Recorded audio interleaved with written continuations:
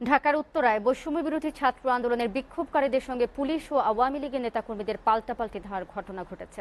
এক পর্যায়ে বিক্ষোভকারীদের ছত্রভঙ্গ করতে সাউন্ড গ্রেনেড ও কাঁদানে গ্যাসের শেল নিক্ষেপ করে পুলিশ। ৯ দফা দাবি না মানা পর্যন্ত রাজপথ ছাড়বে না বলেও জানান শিক্ষার্থীরা। ইসমাইল সর্দারের প্রতিবেদন। বিকেলে উত্তরায় বৈষম্য বিরোধী ছাত্র আন্দোলনের গণমিছিলে হামলা চালায় আওয়ামী লীগের সমর্থকেরা। তার মাইলস্টোন কলেজের দিকে থাকা শিক্ষার্থীদের ধাওয়া দেন।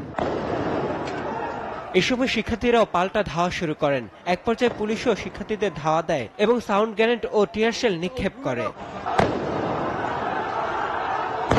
পরে শিক্ষার্থীরা ছত্রভঙ্গ হয়ে যায়।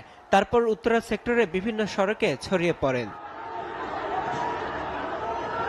বৈষম্য বিরোধী ছাত্র আন্দোলনের ডাকা গণমিছিল কর্মসূচি অংশ হিসেবে জুম্মার নামাজের পর রাজধানী সায়েন্স ল্যাব মোড়ে অবরোধ করে একদল তরুণ যুবক। জানান ৯ দফা দাবি বাস্তবায়নের লক্ষ্যে তাদের এই কর্মসূচি পালন। এই সময় ছাত্ররা পুলিশ সদস্যদের শহীদ মুগ্ধর পক্ষ থেকে পানি বিতরণ করেন।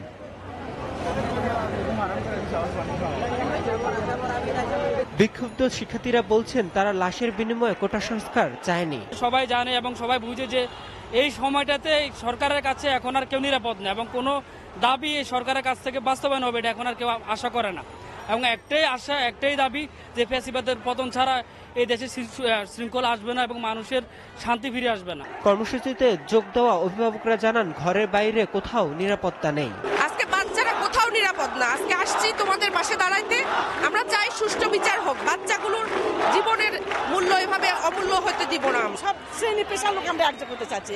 ছাত্রদের সাথে আমরা সংহতি প্রকাশ করছি। সরকারকে আমরা ঘৃণা করতেছি, সরকারকে আমরা ধিক্কার দিচ্ছি। পুলিশে বলছে যে ওর অপরাধ হচ্ছে শিবির করে। আপনারা বুঝলেন কিভাবে শিবির করে?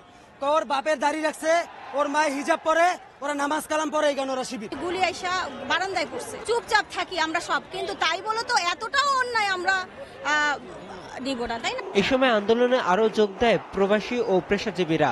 তারা ৯ দফা দাবির আন্দোলনের সাথে একত্রতা প্রকাশ করেন। এখন ঘরে বসে থাকার সময় না, ঘরে বসে থাকার সময় না। আমি নিজে একজন প্রবাসী, আমি কানাডায় থাকি, আমি আমার ফ্যামিলি সহ আসছি। আমি সেই মুক্তির জন্য আমার সব ভাই বোনদের সাথে এখানে এসে জড়ো হয়েছি। যারা স্বাধীনতার সপক্ষে রাজনীতি করে বাংলাদেশে, তারা শিক্ষার্থীদের বিপক্ষে দাঁড়াতে পারে না। যদি তারা শিক্ষার্থীদের বিপক্ষে দাঁড়ায় এবং বিপক্ষে আর একটি পদক্ষেপও নেয়, তাহলে তারা স্বাধীনতার সপক্ষে শক্তি হিসেবে স্বীকৃতি হারাবে। কোটা সংস্কার আন্দোলন ঘিরে যেসব হত্যাকাণ্ড ঘটেছে সেগুলোর বিচারের দাবিতে নানা স্লোগান দেয়। ইসমাইল সর্দার, এসিটিভি, ঢাকা।